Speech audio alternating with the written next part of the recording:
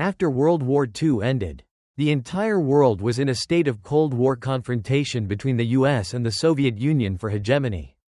The Middle East region, due to its oil resources and important shipping routes, remained a globally strategic location even after the end of World War II. At this time, the United States urgently needed an ally who could advance alongside it in the region. And it just so happened that in 1948, the Jewish people, who had long suffered from global anti-Semitism, occupied 2 parcels of land in the Palestine region and established the State of Israel. Because after its founding, all Arab countries immediately launched a war to annihilate it. At that time, no one expected that a powerful force would rise up behind this small country, providing it with support and protection at every step. This force was none other than the superpower, the United States. Just 11 minutes after Israel's founding, the U.S. recognized its statehood, winning the loyal support of global Jewish capital in one fell swoop. Although this move offended the Arab countries, it provided a protective umbrella for Israel. As time went on, Israel's influence in the Middle East grew stronger, and its relationship with the U.S. deepened. The U.S. provided it with billions of dollars in economic aid and strong military support, allowing Israel to survive for over 70 years. From then until now, whenever Israel is shrouded in the smoke of crisis, the United States always steps forward. As of now, the U.S. has used its veto power 50 times in the UN to save Israel, completely becoming its godfather. So, what exactly are the reasons that make the U.S., even when facing global criticism, still always support every action of Israel on the world stage? First, let's go back to 19th century Europe. At that time, the Jewish people were suffering great persecution. Anxious and unsettled, they urgently needed to find a safe place to live. Many set their sights on America, which offered them a safe and friendly environment. Soon, millions of Jews put down roots in America. Most of these Jewish immigrants were financially powerful. They invested in trade and commerce in the U.S., established themselves in the banking industry, and accumulated enormous wealth in just a few years, gradually penetrating the American political sphere and forming an influence that could not be ignored. At the same time, large numbers of Jews around the world were still displaced, unable to find even a basic place to live. Growing anti-Semitism made them desperately need a place of refuge. In 1896, the Zionist movement emerged. Its core principle was that only by establishing an independent Jewish state could Jews be provided with social, political, and cultural security. Driven by this ideology, the Jewish community began to unite and strive for the establishment of a state. After the outbreak of World War I in 1914, Britain promised the Jews that if they assisted in the fight against the Ottoman Empire during the war, the British government would help them establish an independent state. In 1917, the British government issued the Balfour Declaration, officially supporting the establishment of a national home for the Jewish people in Palestine. Then, in 1919, U.S. President Woodrow Wilson also expressed support for the Balfour Declaration. This was not only an echo of British policy but also contained a profound political and diplomatic strategy. At that time, the influence of Jewish capital within the U.S. was rising rapidly. Wilson knew well that the future support of the American Jewish community would be crucial for both domestic politics and international affairs. Furthermore, Wilson himself opposed colonialism, and the idea of supporting Jewish statehood aligned with his ideology. This decision laid a solid foundation for U.S.-Jewish relations and foreshadowed the future special relationship between the U.S. and Israel.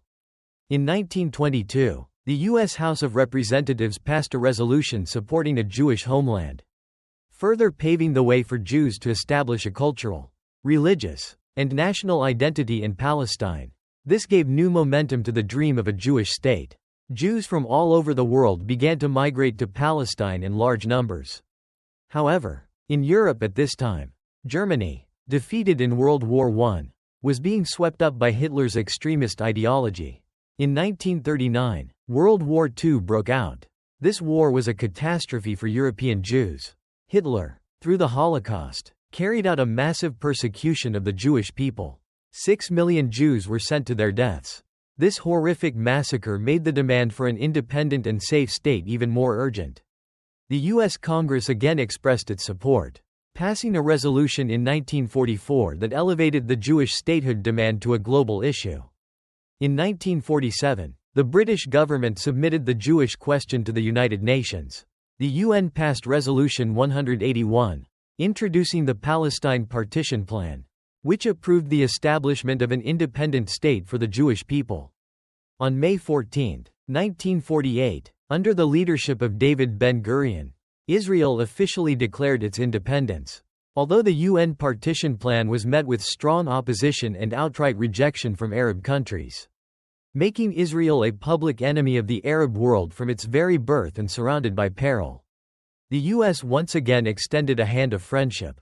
Just 11 minutes after Israel's founding, it recognized its statehood. This decision was not an easy one for the U.S. At the time, within the U.S. government, many cabinet members were not in support. Just as the UN was about to announce Israel's statehood, the White House was holding a meeting on whether to recognize it. On one hand, a powerful lobbying group of American Jewish leaders was applying pressure. On the other hand, Secretary of State George Marshall and other high-ranking officials worried that this move would escalate tensions in the Middle East and weaken U.S. influence in the region. But in the end, the U.S. still risked antagonizing the Arab nations and chose to support the Jewish people. There were multiple reasons behind this. First, the Jewish lobbying group in the U.S. was already extremely powerful and had become a major player in the U.S. economy.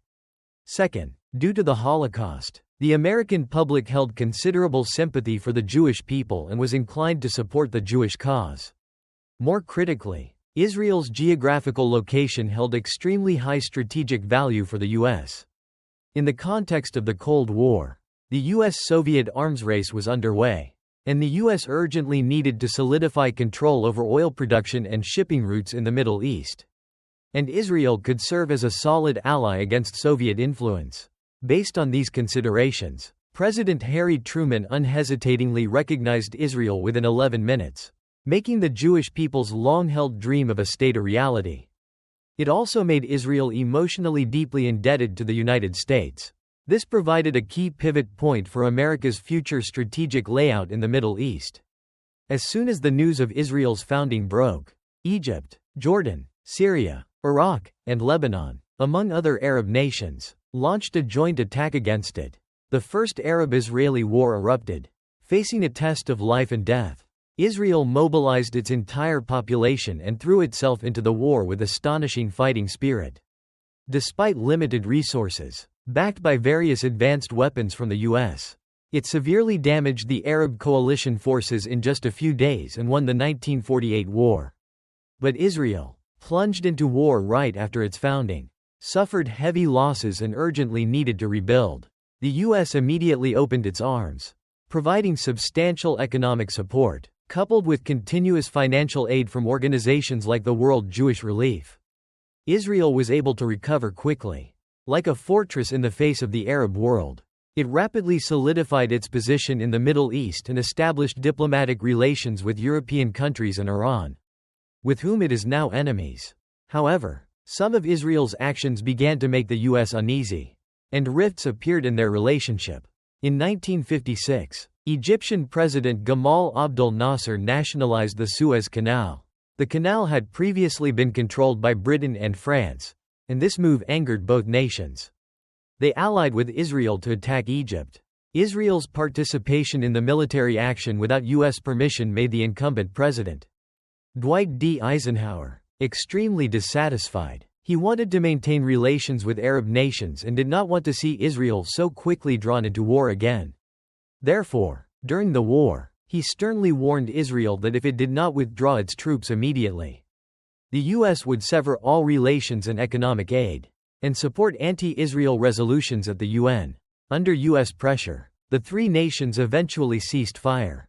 But this event created a rift in U.S.-Israel relations. After this, Israel began to worry about its own security and in the 1960s, secretly initiated a nuclear weapons development program. A year later, the U.S. learned of this. At the time, the U.S. was preoccupied with the issue of global nuclear proliferation and was deeply disturbed by its allies' actions. It began to pressure Israel to stop its nuclear program. But this time, Israel did not yield and insisted on continuing development. causing relations to deteriorate further. Meanwhile, the U.S. was deeply mired in the Vietnam War and couldn't pay attention as Arab nations, seeing an opportunity, began to encircle Israel. In 1967, Nasser expelled the UN peacekeeping forces from the Suez Canal region and blockaded Israeli shipping in the Red Sea. Egypt, Syria, and Jordan formed a powerful military alliance, casting a dark cloud over Israel's borders once again. Besieged on all sides, Israel decided on a preemptive strike. On June 5, 1967, it launched Operation Focus, a surprise attack on the airbases of the three nations. On the first day, it destroyed a large number of Arab fighter jets, seizing the initiative in the war. In this war, which lasted 6 days, Israel captured the Sinai Peninsula and the Gaza Strip from Egypt, the West Bank and East Jerusalem from Jordan, and seized the Golan Heights from Syria. It single-handedly defeated three nations, achieving an overwhelming victory. Israel's performance in the Six-Day War completely changed America's perception of it. The doubts that had arisen from the 1956 Suez Crisis and the secret nuclear program were swept away. The U.S. marveled at the brilliance of its military strategy and realized that Israel was not only a reliable ally but could also counter Soviet-backed Arab nations in the Middle East. After this, the U.S. not only increased military aid to Israel but also established trade relations. It even stopped obstructing Israel's continued pursuit of its nuclear program.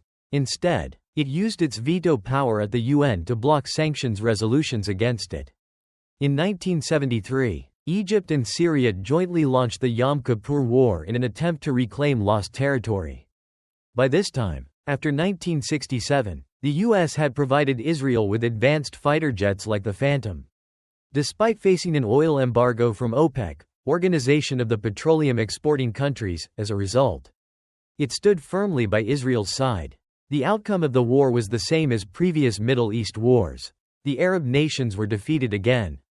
Egypt was forced to negotiate with Israel. Under the mediation of the United States, the two countries signed the Camp David Accords in 1978. Israel returned the Sinai Peninsula, and Egypt, breaking the Arab world's consensus, formally recognized Israel. For this, it was expelled from the Arab League. At the same time, another important Middle Eastern country, Iran, underwent a massive change. The 1979 Iranian Islamic Revolution overthrew the pro-US Pahlavi dynasty. Khomeini became the supreme leader. Thereafter, Iran's relations with the US and Israel deteriorated sharply. Iranian students stormed the US embassy in Tehran, holding diplomats hostage for 444 days. The Khomeini government publicly supported the Palestinian cause, adopted an anti-Israel stance, and severed diplomatic relations. The U.S., in turn, imposed multiple economic sanctions on Iran. In this context, the U.S. and Israel became more aligned in their stance against a common enemy. But Israel's aggressive actions in the Middle East also repeatedly subjected the U.S. to public criticism.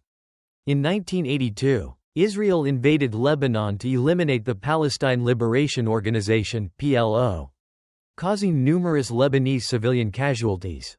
The U.S. publicly accused Israel of misusing military aid, stressing that the aid was for defense, not offense. In the following years, although Israel did not launch large-scale offensives against Arab states, conflicts were constant. In the 1990s, the U.S. worked to advance the Middle East peace process. President Bill Clinton frequently mediated, leading to the 1994 peace treaty between Jordan and Israel. In 1995, Israel and the PLO signed the Oslo II Accord, bringing hope for peace in the Middle East.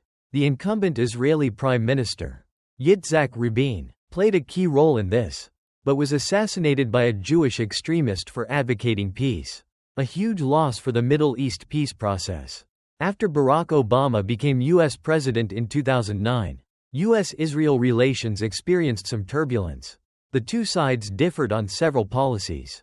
But even so, during his 8-year term, Obama vetoed all anti-Israel resolutions at the UN, save for one, and approved $38 billion in economic aid to Israel. After Donald Trump was elected president in 2017, U.S.-Israel relations reached new heights. He made the historic decision to recognize Jerusalem as the capital of Israel and moved the U.S. Embassy from Tel Aviv to Jerusalem. In 2019, the U.S. became the first country to recognize Israeli sovereignty over the Golan Heights. Additionally, the U.S., through the Abraham Accords, built diplomatic bridges for Israel with several Arab nations, helping Israel establish diplomatic and trade relations with countries like Morocco and Sudan, which greatly enhanced Israel's status in the Middle East. From 1948 to the present, although the governments of both countries have constantly changed, one bond has remained firm. Today, Israel is a de facto nuclear state. Due to full U.S. support, it has never faced international nuclear inspections. The U.S. is Israel's largest provider of economic aid, having provided it with $158 billion in military aid since World War II. It still provides $3.8 billion annually, accounting for about 16% of Israel's defense budget. The annual trade volume between the two countries reaches $50 billion, providing solid support for Israel's survival in a hostile environment. Since 1972, the U.S. has vetoed 50 resolutions against Israel in the UN Security Council. Behind the unbreakable U.S.-Israel relationship, the powerful economic influence of the Jewish lobbying group in the U.S. is a significant factor. 5 of the 10 richest people in America are Jewish. Furthermore, about 64% of the American public supports Israel, forcing U.S. leaders to prioritize a pro-Israel stance. This special relationship, spanning over 70 years, is both a product of power politics and a result of strategic interests. It profoundly affects the Middle East and even the global political landscape. As long as Israel exists, the Middle East will never be at peace.